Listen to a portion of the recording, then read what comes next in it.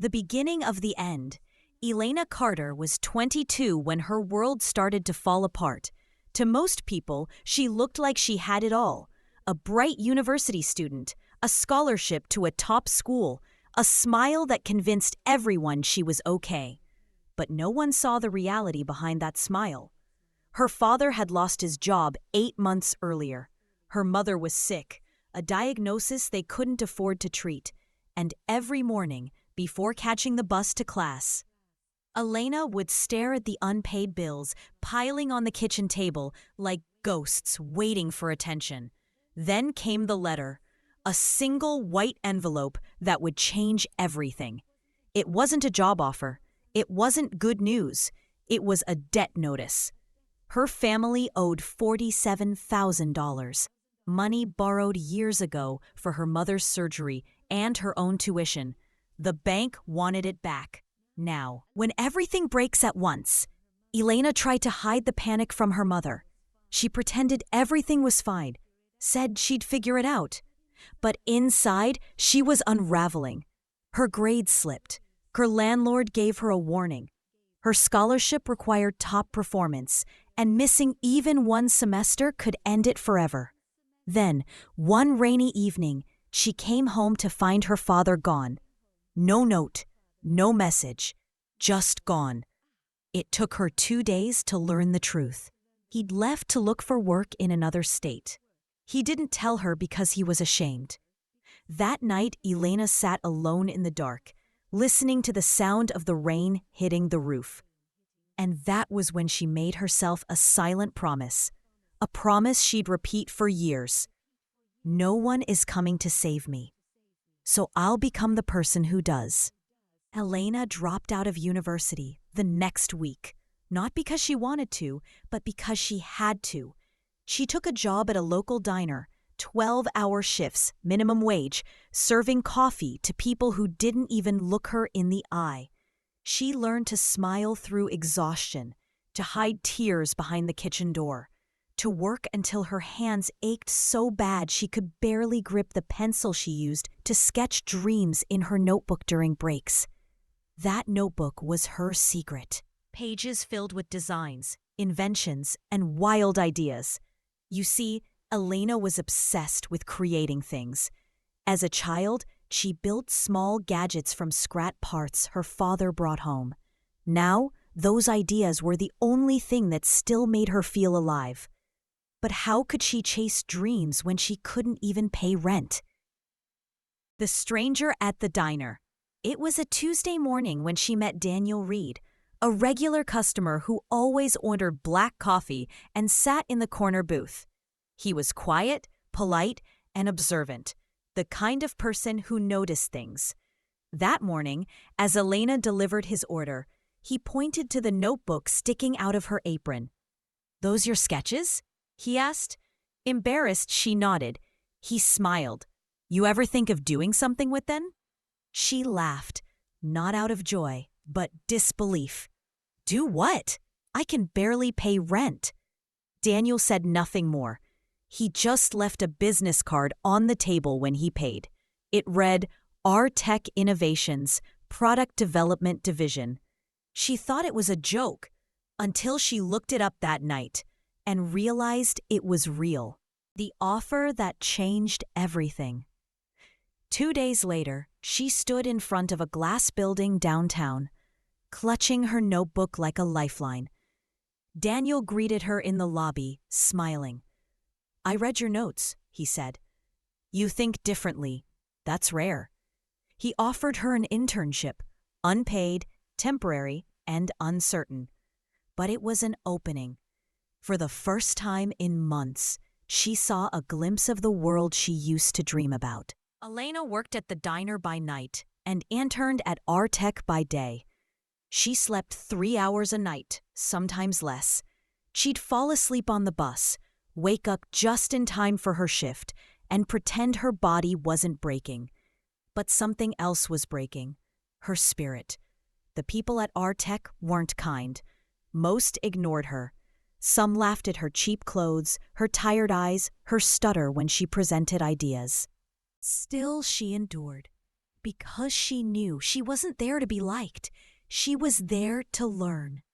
One night, as she was cleaning tables at the diner, she got a message from her father. He'd found work, but barely enough to survive. Her mother's condition had worsened. The hospital refused treatment without advance payment. That night, Elena didn't cry. She just stared at the ceiling and whispered to herself, "You said no one's coming, so get up, figure it out." The idea that could save everything. Weeks passed. Then, one morning at Artec, the company announced an internal innovation challenge. Employees could submit new product ideas. The winner's concept would be developed and funded. Elena knew this was her moment. She spent every break sketching, testing, failing, and trying again. Her idea was simple yet powerful: a portable energy converter that could charge devices using small kinetic motion. Inspired by her long bus rides, watching people's restless feet tapping against the floor.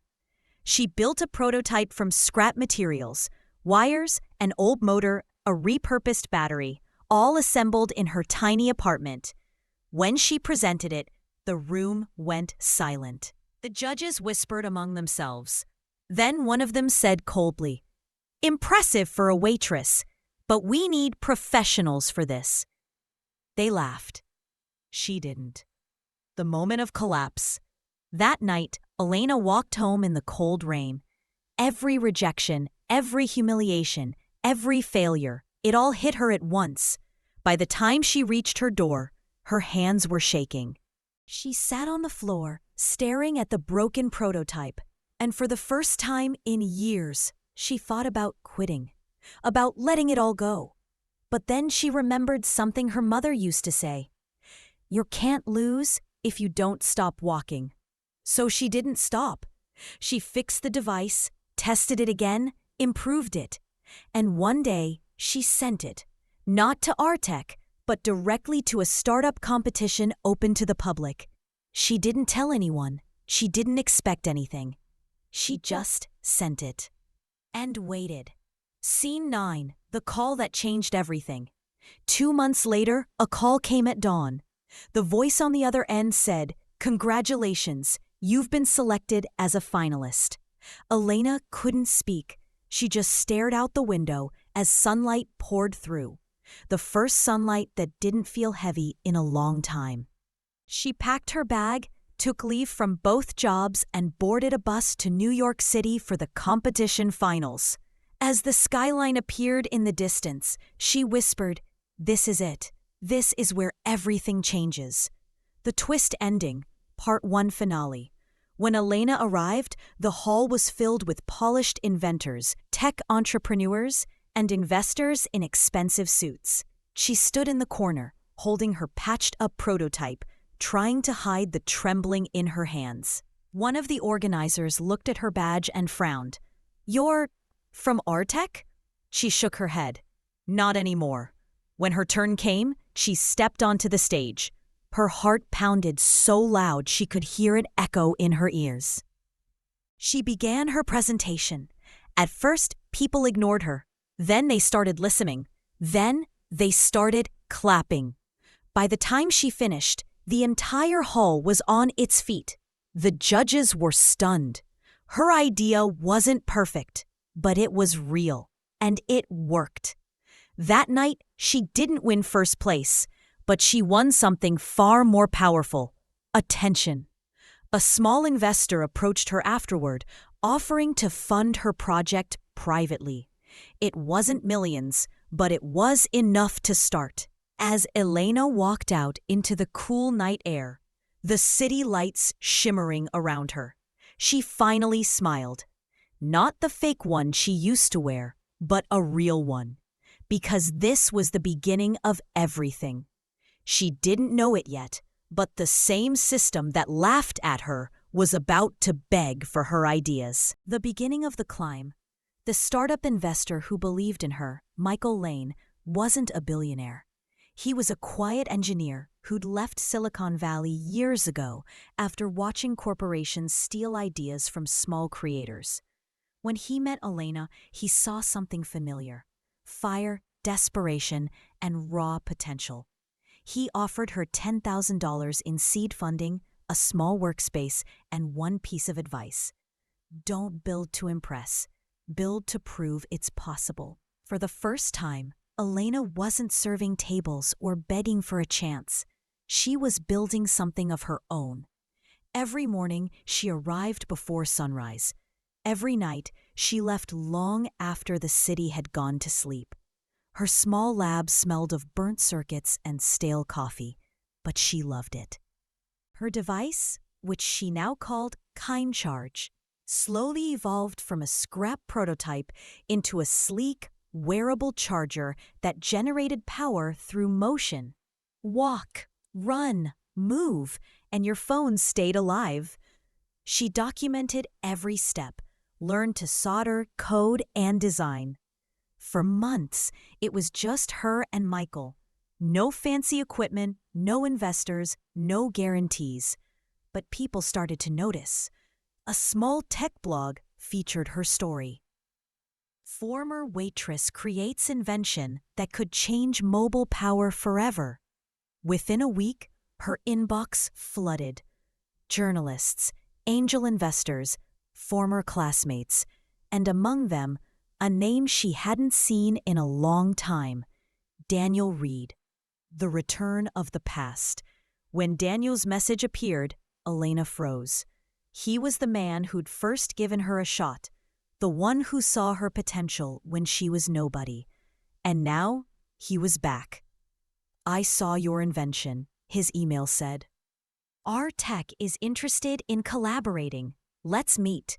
Part of her wanted to ignore it. The other part, the ambitious dreamer, couldn't resist. She agreed to meet him in Artec's downtown office, the same place where they once mocked her. Walking through those glass doors again felt like walking into her past, a place filled with ghosts of failure and humiliation. Daniel greeted her warmly. He looked older, sharper, and strangely proud. "I told them about you," he said. "You were always different. We want to license your technology. You'd lead the project. With full resources, this could make you a millionaire." The word millionaire echoed in her mind like a promise. Her mother was still sick, her father still struggling. This could solve everything. But deep down, something didn't feel right. Artec wasn't known for generosity. They were known for control. The offer too good to be true. Days later, Daniel sent the contract. It was 20 pages long, full of legal jargon and fine print. Elena barely understood half of it. Michael, her mentor, warned her, "Be careful. When big companies see independent inventors, they don't see partners. They see targets." But Elena didn't want to believe that. Daniel had believed in her once. Surely he wouldn't betray her now. Still, she hesitated to sign, and that's when her mother collapsed. The hospital demanded an immediate payment for treatment, $12,000. Elena had no savings, no insurance, no time. That night, sitting beside her mother's hospital bed, she signed the contract. She told herself it was temporary, just to get through this crisis, but she had no idea what she'd just given away. The rise begins. Within months, everything changed. Artec rebranded KinaCharge under their name, Artec Motion Power. They marketed it globally. Flashy ads, sleek packaging, bold claims. Elena became the face of the campaign. Interviews, magazine covers, panel discussions. From waitress to world innovator, her transformation went viral. For a while, she felt unstoppable. She moved into a small apartment downtown, started paying her mother's medical bills, even sent money to her father. But behind the glamour, cracks were forming. Artec's legal team began restricting her access to her own project. Meetings were held without her. Decisions were made in her absence. When she protested, they reminded her, "You signed over all intellectual property rights. The design belongs to our tech now." That was the first betrayal. The fall inside the rise. Elena confronted Daniel in his office. Her voice trembled between anger and heartbreak. "You said I'd lead this project. You said we'd do this together." Daniel looked away. "I tried to protect you," he said quietly. "But this is how the system works. The company owns everything.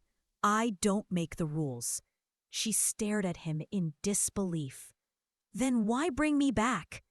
He didn't answer. She walked out before he could. The next morning, Artec's PR team released a statement. Artec's motion power device, created by our innovative research team. Elena's name was nowhere on it. Her image, her invention, her story, all hijacked by the machine she once escaped. The breaking point. For weeks, Elena disappeared. She stopped answering calls, stopped showing up to interviews, stopped pretending to be okay. She walked through the city at night, watching billboards flash her invention under another company's name. Every glowing ad felt like a knife. Her inbox filled with messages, some from fans, some from journalists, and one from Michael. "You don't lose by being stolen from," he wrote. "You lose by staying quiet." Those words lit a fire she thought was gone. If they could take her work, they could not take her voice. She decided to fight, not with anger, but with creation. The rebirth. Elena sold her apartment, quit Artec publicly, and started a small company from scratch. She called it Novacore. Her mission: to create technology that belonged to the people. Affordable, sustainable, transparent. No patents meant to strangle competition, no corporate secrecy. Just innovation with integrity. At first, nobody took her seriously. Her bank account drained fast. Investors refused meetings. But then she released a video online, raw, emotional, and fearless. She told the world everything about Artec, about the exploitation, about what it cost her to chase her dream. The video went viral overnight. Millions watched, and something extraordinary happened. Instead of pity, she received support. Donations, partnerships, volunteers. People from around the world wanted to help. Her message was clear. Innovation doesn't belong to the rich. It belongs to the brave. The pushback. But Artec wasn't done with her. Within weeks, they filed a lawsuit, claiming she had violated confidentiality and stolen their design. It was a brutal move, designed to bankrupt her before she could stand again. 4 months, she fought in court. Every hearing was a battle of survival, lawyers, bills, and endless pressure. Reporters called it the girl versus the giant. But slowly, something shifted. Documents emerged showing that Artec had altered her original designs and falsified internal credits. The truth began to surface. And one day, the impossible happened. The judge dismissed Artec's lawsuit. Not only that, the court ruled that Elena's original invention predated her Artec contract, restoring her ownership rights. She didn't just win. She reclaimed what was hers. The world starts listening. The ruling made global headlines. Tech magazines called it a landmark victory for independent inventors. Suddenly, Elena Carter wasn't just an engineer. She was a symbol. Investors who once ignored her lined up. But she turned most of them down. She didn't want another empire built on lies. She wanted to build something different, something human. Novacore released its first open-source product a year later, a simple, low-cost power device that helped rural communities access electricity. It didn't make her rich, but it made her free. The quiet victory. Months later, Elena visited her mother's grave. She laid a single white rose on the stone and whispered, "I made it, Mom, but not the way they expected." The wind carried her words away, but the silence that followed wasn't heavy anymore. It was peaceful. Her phone buzzed, a message from Michael. "They tried to own you. Instead, you taught the world ownership isn't the same as creation." Elena smiled. She looked up at the horizon, not as a girl who survived, but as a woman who built herself from everything that tried to destroy her. And yet, this was only the middle of her story, because as her influence grew, new players started watching. And this time, the threat wouldn't come from corporations. It would come from the system itself. The world that once ignored her was now afraid of her. The weight of the crown. The year was 2031. The world was changing, but not everyone was ready for the kind of change Elena Torres was bringing. Her company, Aurora Systems, had grown from a rented co-working space into a global movement. Her open-source financial platform, ClearLedger, was now used by millions across South America, Africa, and Southeast Asia, giving people without banks a way to trade, save, and grow wealth outside traditional systems. Governments called it dangerous. Corporations called it unregulated. But to the people, it was freedom. The Empire of Light. In just 2 years, Aurora had transformed from a dream into a symbol. Elena's speeches drew thousands, in person, millions online. Her words weren't polished like a politician's. They were raw, sharp, and personal. Money should serve people, not the other way around. She said it in every language she could learn. The phrase became a rallying cry painted on city walls from Lagos to Mall. Her name began appearing next to tech giants, Musk, Altman, and Jobs. But unlike them, she wasn't building rockets or language models. She was building trust, something humanity had long forgotten the taste of. With success came noise. Investors from Wall Street offered billions to help her scale, but Elena refused. She wanted decentralization, no single owner, no central control. That made her a problem. Whispers in the dark. Late one night in Geneva, Elena sat alone in her hotel suite, scrolling through endless notifications. News outlets that once praised her were now publishing hit pieces. Aurora linked to illicit transactions. Elena Torres, the tech saint or economic threat. She felt the pressure closing in. Her team was getting emails from regulators, demands from financial authorities, and mysterious offers from private intelligence groups. Her CTO, Aaron, walked in, exhausted. He threw a folder on the table. Classified documents from an anonym. "Someone's trying to infiltrate our servers," he said. "These aren't hackers. This is government-grade surveillance." Elena flipped through the papers, her eyes narrowing. Traces of digital fingerprints led back to a familiar trio, the same global banks her father once warned her about. The machine was moving against her.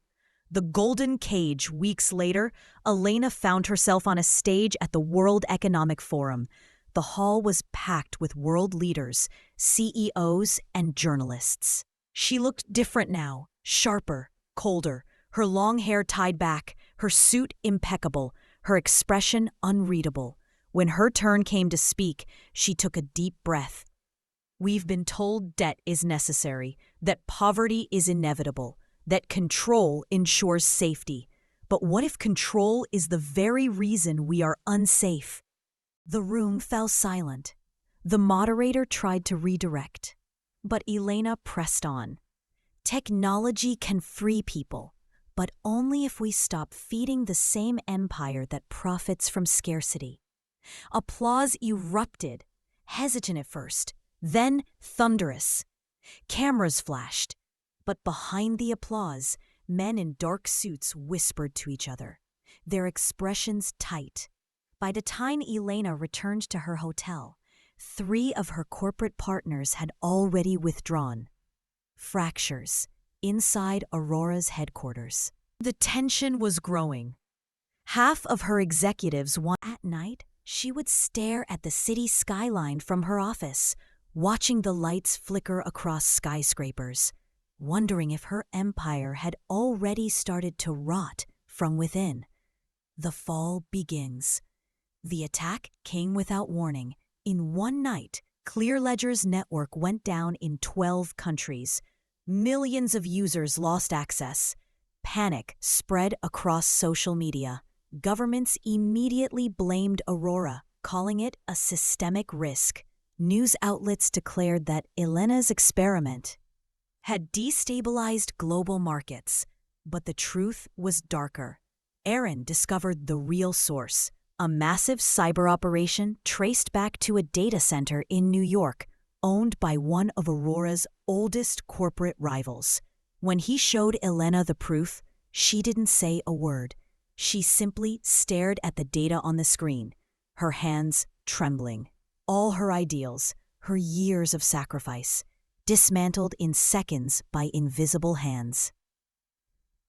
Within a week, her accounts were frozen, her board dissolved, and her name blacklisted from major tech conferences. The betrayal. But the deepest cut didn't come from the outside. It came from within. Aaron, her most trusted ally, disappeared, and 2 days later, leaked internal emails surfaced online.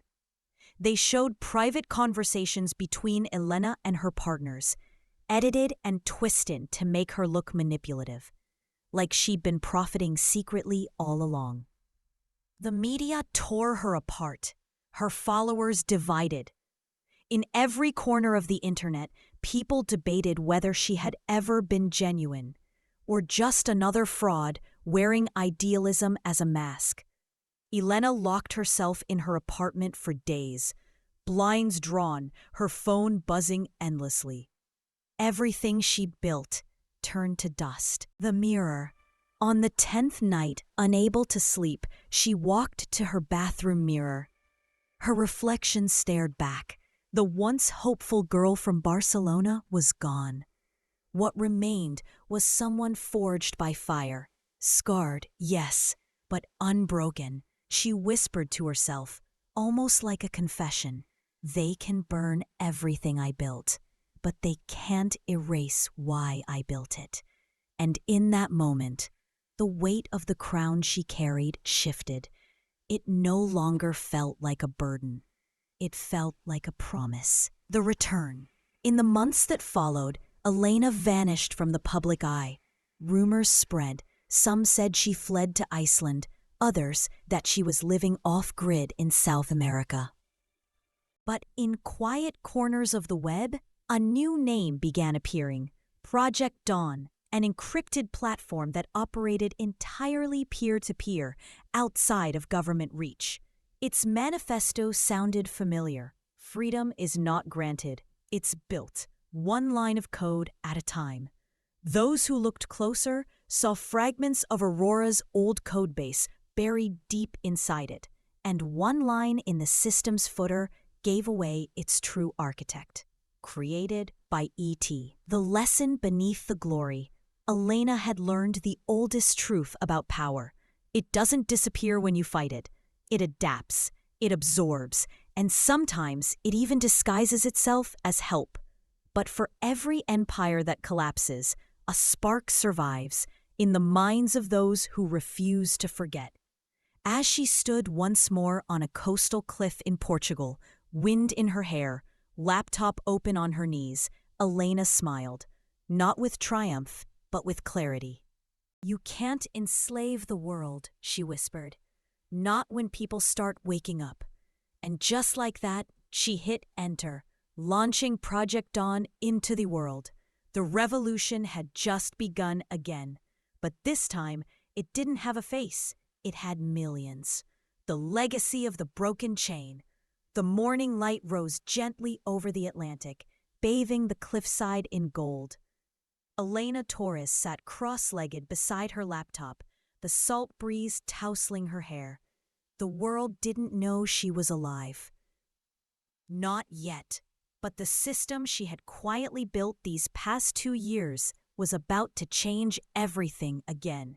Project Dawn had evolved beyond code. It had become a living organism, built by volunteers, coders, whistleblowers, teachers, and dreamers from more than 40 countries. No investors, no central command, no ownership. A network without borders, and this time it couldn't be shut down. The new currency of trust. Elena's original idea for Aurora had been digital freedom, but Dawn had become something deeper. It was economic consciousness. It wasn't about replacing money, it was about redefining value. People were exchanging education, time, creativity, and mentorship, all tracked transparently and owned collectively. The old guard called it digital anarchy, but those living under hyperinflation, corruption, and failing systems called it hope. Every transaction in Dawn carried a message. Value exists where trust lives. Within months, micro-communities in Argentina, Kenya, and the Philippines began using Dawn tokens to trade essentials. Farmers connected directly with buyers. Teachers got paid by students halfway across the world. It was messy, imperfect, but real. The opposite of the sterile perfection of global finance. And in that imperfection, something divine was taking root. The hunters return. But freedom always attracts hunters. By the winter of 2034, international agencies started investigating Dawn. Major banks lost millions in transaction fees. Governments could no longer trace certain cross-border trades. And then came the smear campaigns again. Dawn linked to cybercrime. The ghost of Aurora returns. Elena Torres, digital fugitive or visionary. Anonymous accounts began spreading lies about her, that she had stolen data, manipulated currencies, and fled with millions. But the irony was bitterly poetic. Elena didn't even have a bank account anymore. She had given everything to build a world that didn't need one. The journalist. One afternoon, as she walked through a quiet Lisbon market, a young journalist approached her. His name was David, a rookie reporter from London, chasing a story most newsrooms had rejected. He said, "People think you disappeared. Some say you died. Others say you're still controlling everything from the shadows. What's the truth, Elena?" She smiled faintly. "The truth doesn't belong to me anymore." He frowned. "Then why keep fighting? You've lost everything. Your company, your reputation, your friends." She turned, her eyes steady and calm. "Because if they erase me, it's proof that I mattered." David stared, struck silent.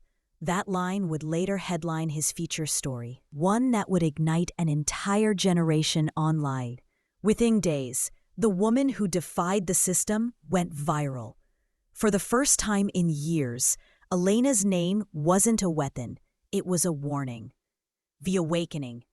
As the world reeled from another wave of financial collapses, from banks freezing withdrawals to currencies devaluing overnight, Dawn's user base exploded. Ordinary people began sharing their stories. A single mother in Brazil paying her rent through Dawn's local network. A refugee in Poland using it to sell handmade crafts. Teenagers in India creating apps without any corporate backing. The world was waking up, not to revolt, but to reclaim.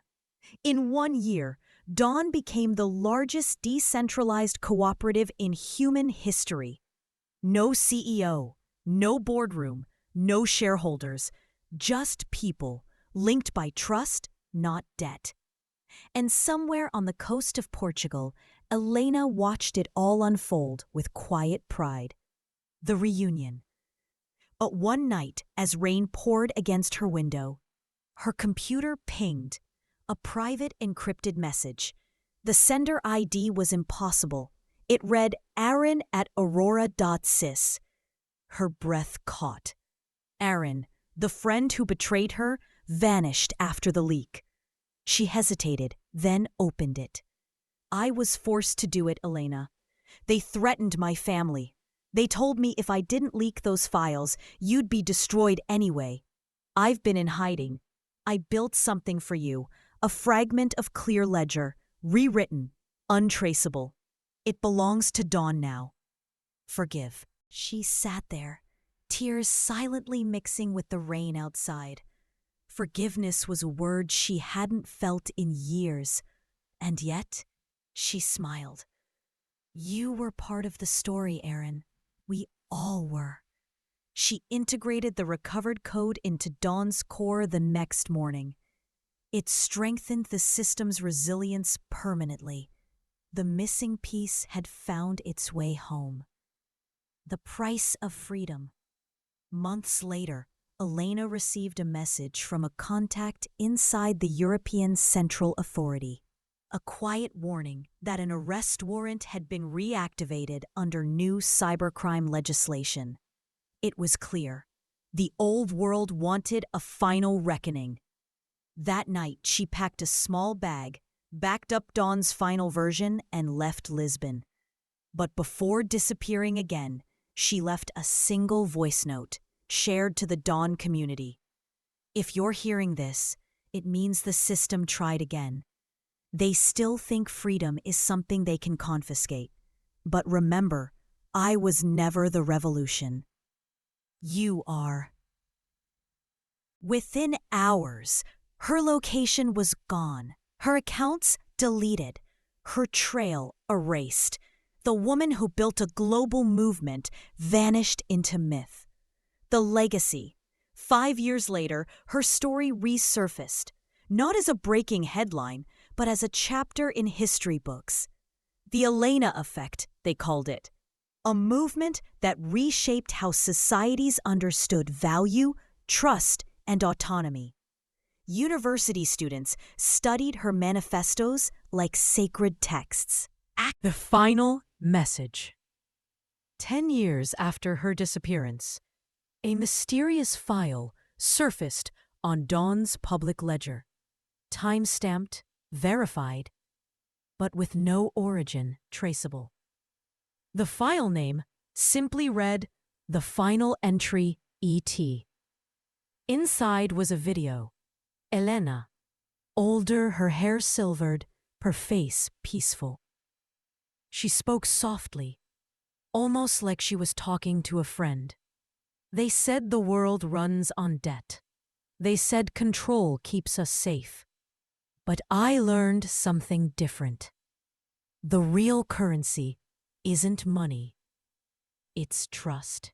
The moment you believe you're powerless, you hand that trust away. That's how generations were enslaved. Not by chains, but by belief. She smiled, her eyes glistening with calm defiance. You can't fight a machine by feeding it. You build another one, kinder, fairer, human. That's what Dawn was. That's what all of you are. The light doesn't belong to me. It never did. The screen flickered. Then the world after Elena. Years later, no one knew if she had died, ascended into exile, or simply chosen peace. But her legacy lived everywhere. In classrooms, in digital cooperatives, in hearts that refused to forget her name. A mural in New York captured her story best. A towering image of Elena, surrounded by circuitry that blossomed into trees. Under a quote written in bright paint. Freedom doesn't begin when chains break. It begins when minds do.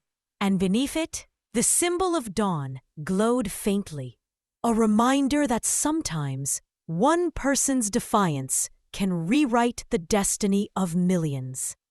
3 lessons she left behind.